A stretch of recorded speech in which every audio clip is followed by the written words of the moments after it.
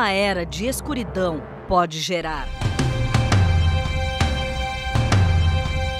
Nós éramos sobreviventes de uma geração que foi educada com a ideia de que para sonhar não existe limite.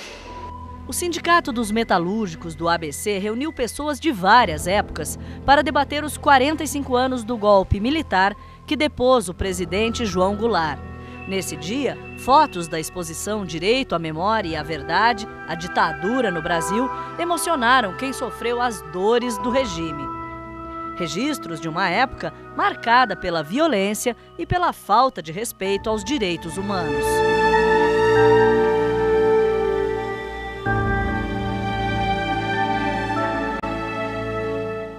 E no dia 31 de março, em que fez 45 anos do golpe militar, o regime que prendeu, torturou, perseguiu e assassinou brasileiros que acreditavam na democracia e num país mais justo. E muito nos indignou saber que em alguns quartéis do Brasil, em especial no Rio de Janeiro, haviam militares comemorando esse golpe nefasto. Então esse ato é um ato de repúdio a esses que comemoram essa data tão triste na história brasileira.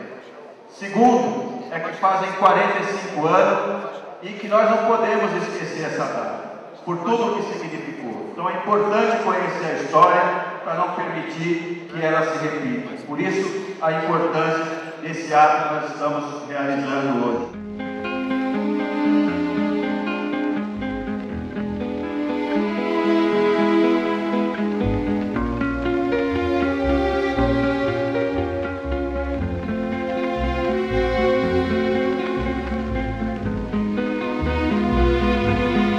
Quem um braço de ferro pode criar?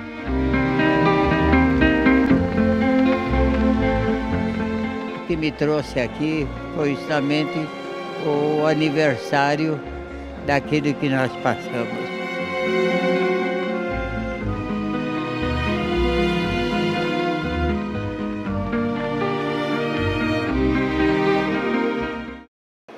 Quando o sindicato estava sob intervenção, na época da ditadura.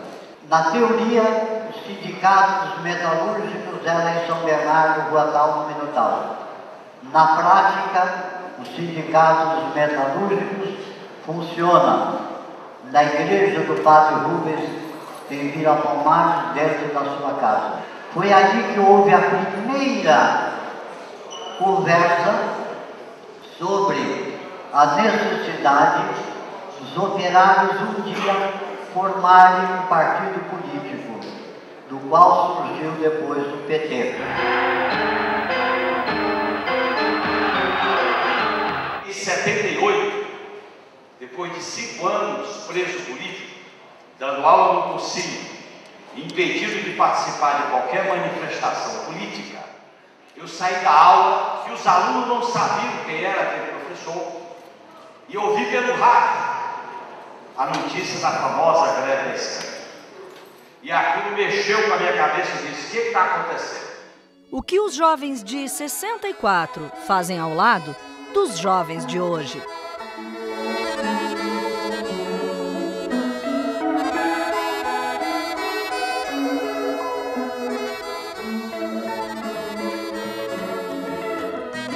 A maioria do grupo revolucionário brasileiro era composto na maioria da juventude, porque ela já não tinha mais direito a se reunir, a discutir, fazer assembleia, não tinha direito a nada que a democracia permite, nada. Infelizmente, a gente tem responsabilidade política como quadro velhos, né?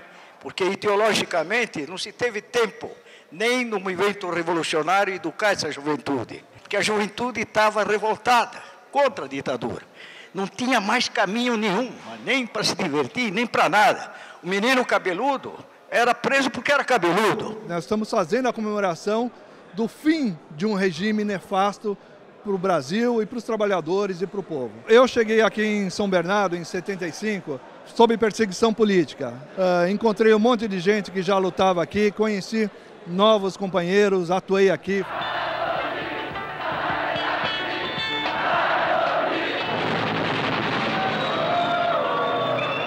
hoje aqui eu vejo muitos deles, companheiros que têm 80, 70 anos, continuam na luta, com uma molecada que acabou de chegar aqui do meu lado com 16, 17 anos. Quer dizer, a luta pela liberdade continua viva, tanto em nós, que já somos um pouco veteranos, eu sou a ala jovem desse pessoal mais velho, mas de uma moçada que está chegando aí, está tão firme quanto a gente, porque o Brasil, ainda que tenha avançado o mundo e nós temos liberdade, ainda tem injustiça. 31 de março de 64 não é uma data de comemoração. É uma data para não se esquecer. Um dia em que nossa história foi brutalmente violentada por um regime que tentou calar uma nação.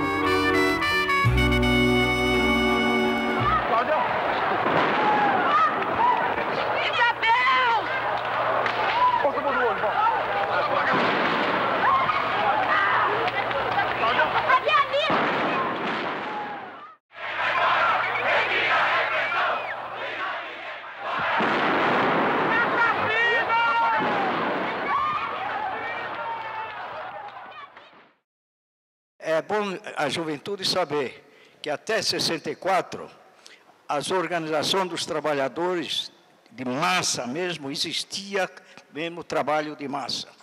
Quer dizer, o Partido Comunista que eu pertencia tinha de fato a influência nas áreas sindicais, nas áreas sociais, no parlamento e tudo lá.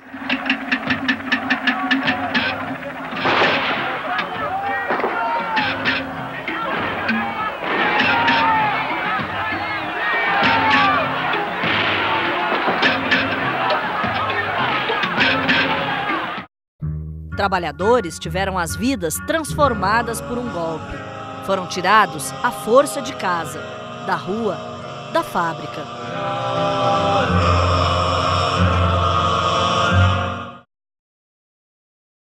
Eu fui chamado na gerência da Volkswagen, né? E o chefe da minha seção me disse que eu estava para receber um aumento de colaboração na produção.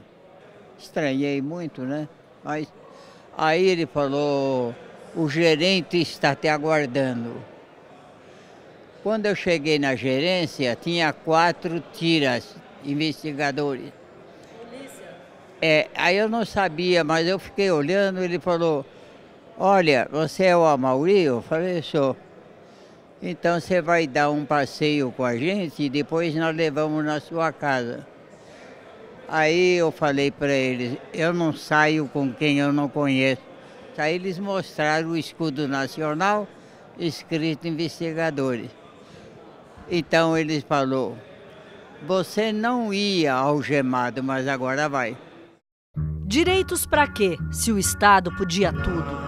As marcas estampadas na figura de um homem que na época padeceu por ter opinião, por ter postura política. Ele era sindicalista. Cada um queria bater mais em mim. Me levaram para a cadeira do dragão, depois de uns dias.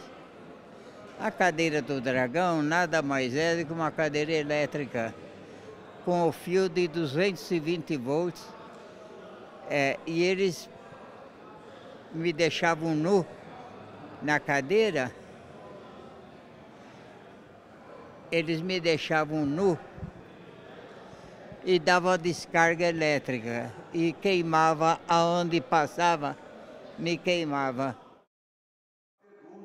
O dia em que o Sindicato dos Metalúrgicos de São Bernardo do Campo abriu as portas mais uma vez para lembrar e questionar nossa história, foi assim, com gente se encontrando. Eu mostrei quando eu saí de lá, levantei a mão, mostrei para os companheiros que estavam aqui. Eu sei da sua história, eu já ouvi sua história. Eu era um jovem comunista, quando eu ouvia falar dos nossos veteranos comunistas. Contando histórias esquecidas pela própria história. Histórias não contadas, escondidas, jogadas para debaixo da terra, junto com o silêncio daquelas pessoas assassinadas pelo regime militar.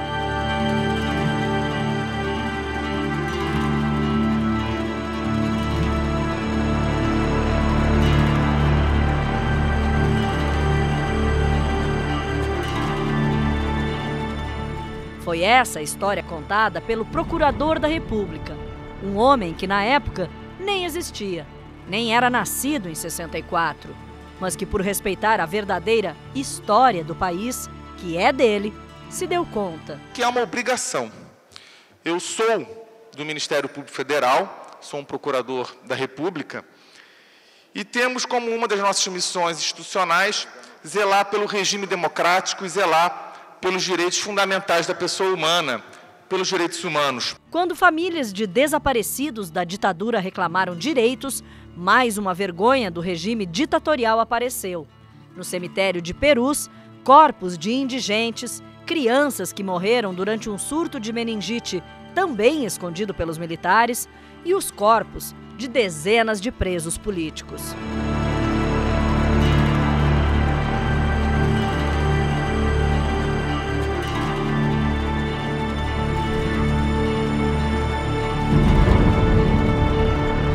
Em 1999, nós conseguimos trazer essas ossadas de volta da Unicamp para São Paulo, colocar os cuidados da Secretaria de Segurança Pública com um médico legista, e o processo voltou a fluir mal, continuou a fluir de forma muito deficiente. Tivemos o prazer de identificar 3 apenas desaparecidos políticos até hoje, mas foi uma retomada. 40 anos depois, gerações diferentes reconhecem na ditadura um dos períodos mais importantes de nossa história. Um período que repercute na vida de todos.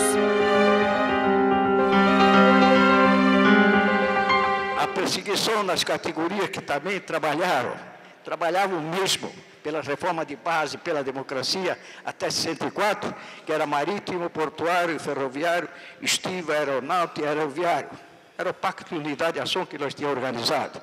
A gente pode até dizer, não, a ditadura liquidou com as ferrovias, liquidou com o porto, liquidou com a estiva, mas liquidou em função da categoria que dava trabalho para eles, para os reacionários na época, e que era a favor ao Jango pela reforma. Acabou, ferroviário era 200 mil, não tem 50 mil. Não tem 50 mil. Fernando Henrique entregou para os particulares para explorar 30 anos. Você vê quanta coisa tem que a ditadura permitiu. O velho cidadão, jovem na época das torturas, traz marcas no rosto e no coração. Nunca vai esquecer o 31 de março de 64. É por isso que o velho cidadão continua sendo sindicalista. Apesar de você, amanhã há de ser outro dia. Você vai se dar mal, etc e tal, laraiá, laraiá, lá. Eu me orgulho muito, muito, muito, muito, é que em todas as torturas que eu passei, em todos os interrogatórios que eu passei, eu tive uma força especial, e o Genuíno se referiu à força que a gente tem no meio de tortura. Parece que nasce uma coisa dentro de nós que não é nossa. A gente descobre que o ser humano é capaz de resistir, de enfrentar. Nas mínimas coisas. Até transformar o relógio no espelho. O fundo do relógio no espelho, e você muda o braço e olha o corredor para poder se dar para falar. Você descobrir que, tirando a água do vaso sanitário, você se comunica com um companheiro. Você levar uma mensagem de um companheiro que foi preso para fora para poder salvar a vida dele.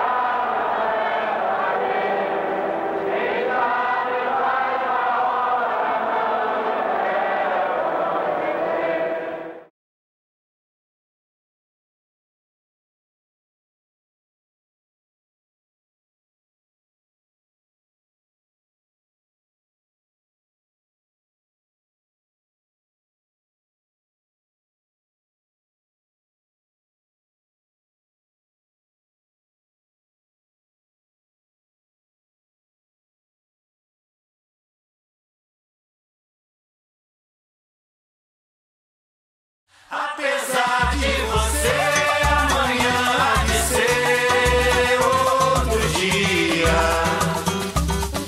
Ainda pago pra ver o jardim florescer, qual você não queria. Você vai se amargar vendo o dia raiar sem lhe pedir licença.